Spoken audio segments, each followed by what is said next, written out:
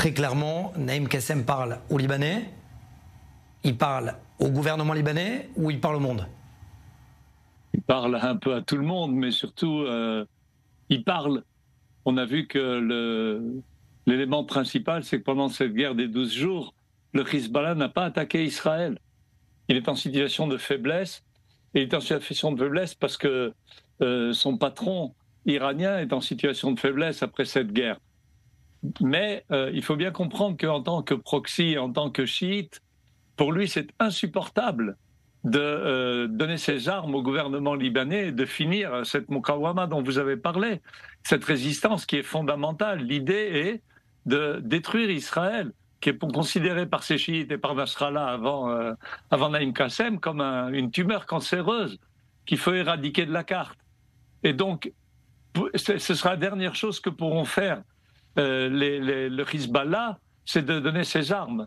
Maintenant, il y a une pression terrible. Donc, c'est quoi? C'est une guerre psychologique? C'est une guerre psychologique de la part du gouvernement libanais de dire que le Hezbollah est sur le point de rendre les armes?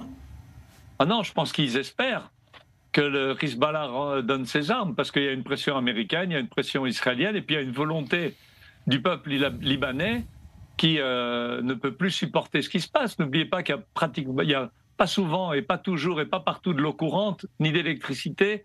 Il y a un chômage très important. Le Liban est en situation catastrophique au niveau économique. Il y a des gens qui ont faim. Il n'y a pas de médicaments. Enfin, c'est une situation qui est insupportable, alors que le Liban, c'était la Suisse du Moyen-Orient. Donc le Hezbollah sans armes, le Hezbollah sans armes ne peut pas être Hezbollah. N'a pas de raison d'être, absolument. Hezbollah, c'est le parti d'Allah qui est celui qui va être contre les Juifs et pour supprimer cette entité. Et quand ils parlent de défense, c'est absolument vrai, parce que pour eux, nous sommes des occupants d'une terre d'islam. Et donc, c'est un acte de défense de nous attaquer. Et donc, c'est impensable au niveau du Hezbollah de remettre ses armes. Donc, ce serait très difficile de l'envisager. Et puis, les forces libanaises, on imagine mal comment elles vont se battre avec des groupes armés qui se sont battus en Syrie, qui se sont battus contre Israël. Bien que beaucoup affaiblis, ils ont encore des armes, ils ont encore des forces.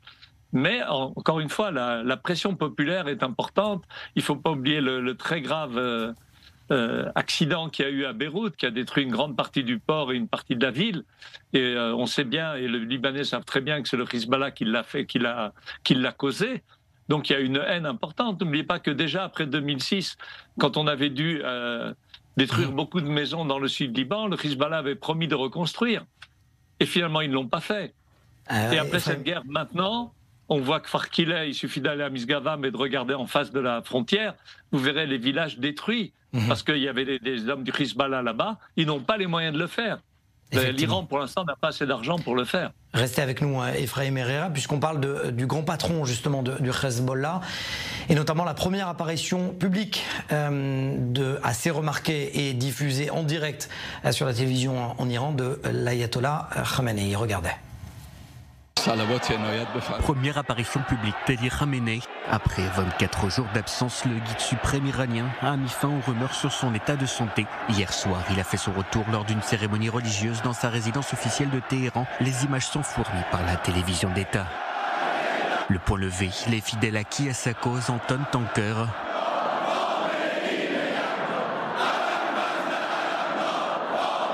La dernière apparition de Ali Khamenei à travers une vidéo enregistrée remonte au 26 juin, 2 jours après le cessez-le-feu conclu entre Israël et l'Iran.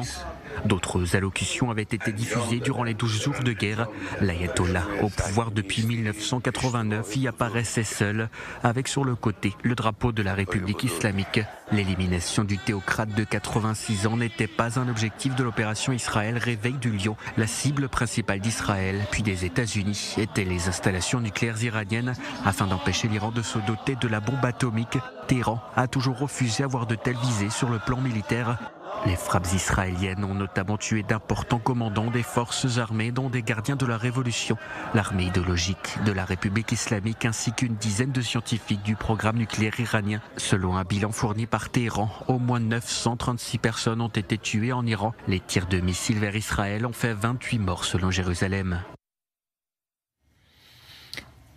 Ephraim Herrera, la question est très simple, puisque vous êtes spécialiste des religions et de ce monde musulman.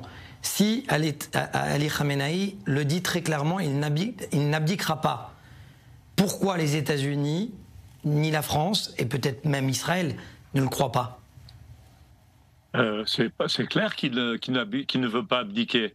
La raison d'être des ayatollahs, le premier but, c'est de rester au pouvoir. Alors effectivement, on a fait des frappes terribles contre ce régime. On a comme vous l'avez mentionné, les chefs de l'armée, les principaux scientifiques, mais aussi les bases nucléaires, et aussi toute l'aviation et toute la défense aérienne. Et je pense qu'on peut estimer les dégâts au niveau économique à plusieurs dizaines de milliards de dollars, quand le budget annuel de la sécurité en Iran est d'environ 10 milliards de dollars. Ce sont des coûts terribles. Mais il a été laissé au pouvoir. Ça a été une revendication du président Trump qui a expliqué pourquoi de manière très claire. Il a vécu, les États-Unis ont vécu ce qu'ils ont vécu en Libye, en Irak et en Afghanistan en essayant de faire tomber en voyant ce qui se passe quand les régimes tombent, et ils ont dit il y a le risque non seulement d'une cantonisation de l'Iran, mais aussi de guerre intestine, et on ne sait pas ce qui en sort. Donc il y avait une logique à les laisser au pouvoir. Ce qui est certain, c'est que dans leur conception, dans la conception chiite, ils vont vouloir se venger, mais pour ça il faut qu'ils en aient les moyens, et ils ont deux grands axes qu'il faut qu'ils réussissent à développer. Le premier, c'est d'avoir une défense aérienne digne de ce nom pour pouvoir empêcher les Israéliens d'attaquer et de faire les dégâts qu'ils ont réussi à faire pendant cette guerre de 12 jours. Et le deuxième chose, c'est qu'ils sont complètement infiltrés au niveau des renseignements. Et pour ça, ils ont besoin d'une grande puissance qui les aide, et ils ont besoin d'un financement pour ça.